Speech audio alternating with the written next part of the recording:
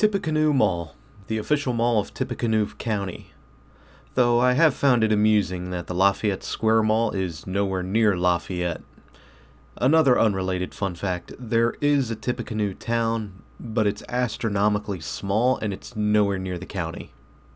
But let's get focused on the mall. A Simon Mall, of all things, that seems to be doing okay.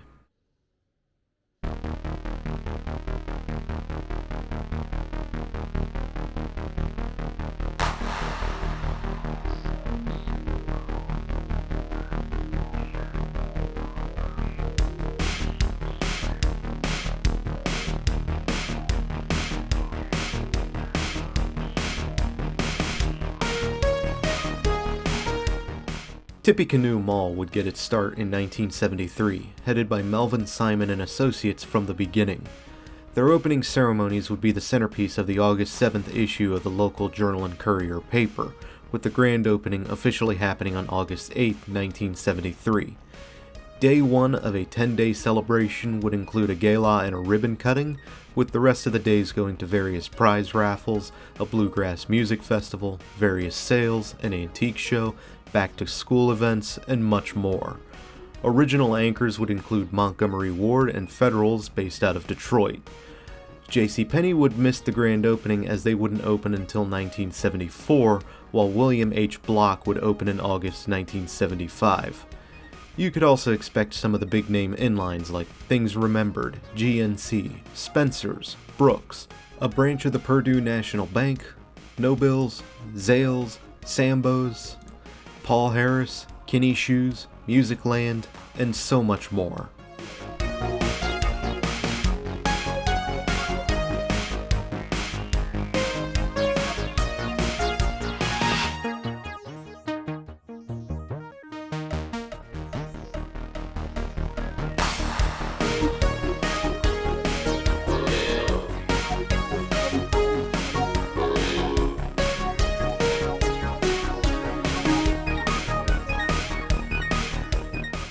In 1983, a severe windstorm would blow through Tippecanoe County, causing mild damage to the mall, among other things in Lafayette, and causing injury to at least one maintenance worker at the mall. Parts of the roof had blown off the junior anchor Osco Drug, as well as the store William H. Block. These two stores, as well as some inlines in the central court of the mall, would remain closed for repairs, with Blocks temporarily relocating into the now vacated Montgomery Ward to continue operations while repairs were carried out. Though things would turn around for the mall's 10th anniversary, which brought a giant sculpture of the number 7 to the mall. According to a representative of Simon, the 7 was to commemorate Tippecanoe Mall as their 7th mall, as the number 10 was simply unavailable.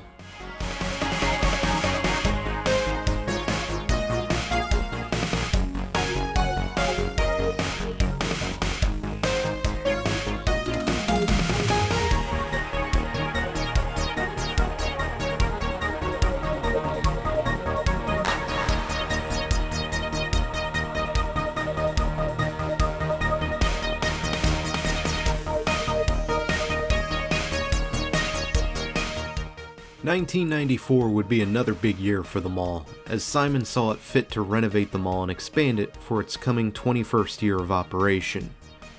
The expansion would allow a recently added Kohl's to expand their footprint, while Sears and L.S. Ayers would anchor up to 40 stores in the new end of the mall, while the renovation would bring the mall to the look we have today, which is rather plain, I will admit.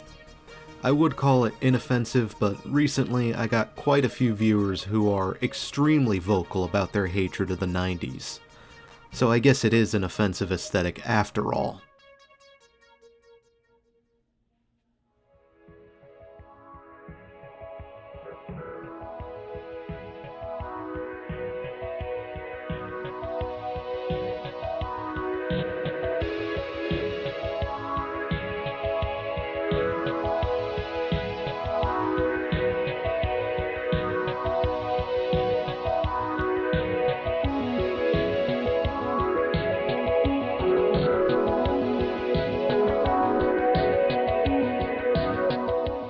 Enter the 2000s, and changes would come for the mall's tenants.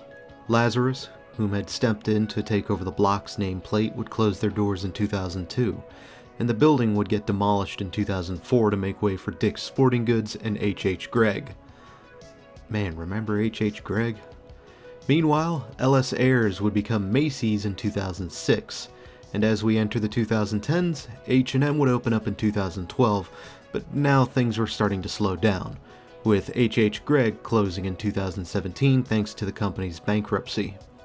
That space would become host to seasonal pop-ups like Spirit Halloween, and in 2018, Sears, well, you know what happened. I don't need to explain it, do I?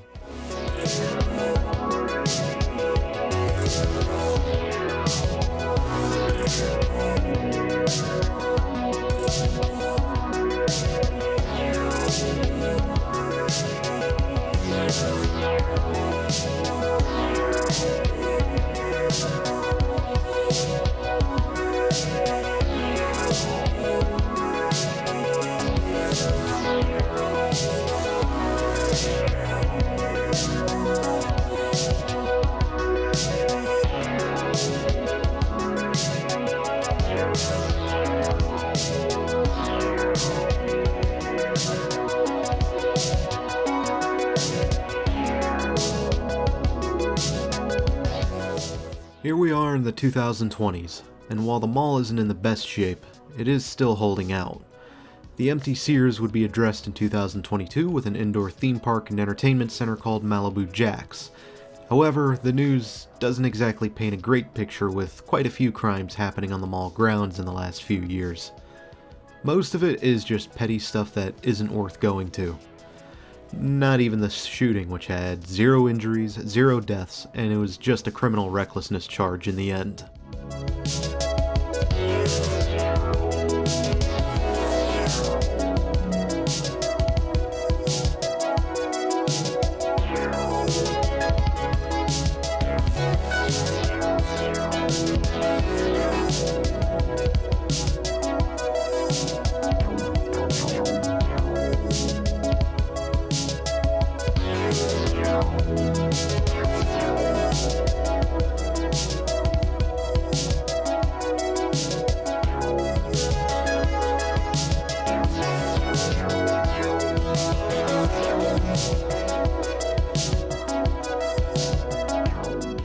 I get if Kohl's doesn't want to operate 2 mall entrances, but wouldn't it make more sense to fill in that stub for a tenant space?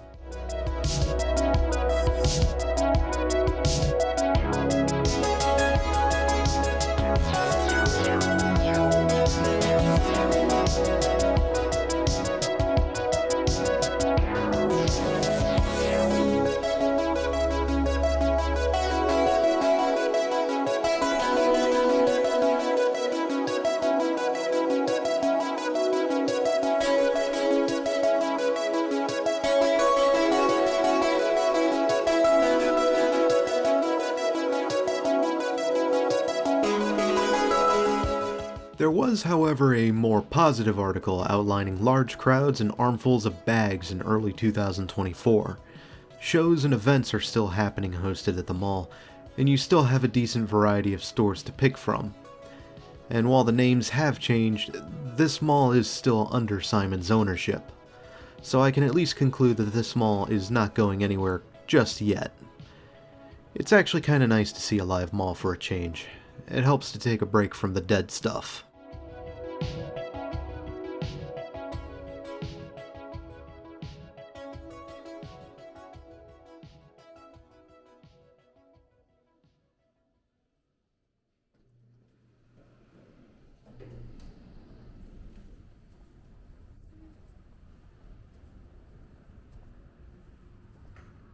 Until next time, Lafayette, Indiana, this is Doomie Grunt wishing you, in the Tippecanoe Mall, farewell and good luck in the future.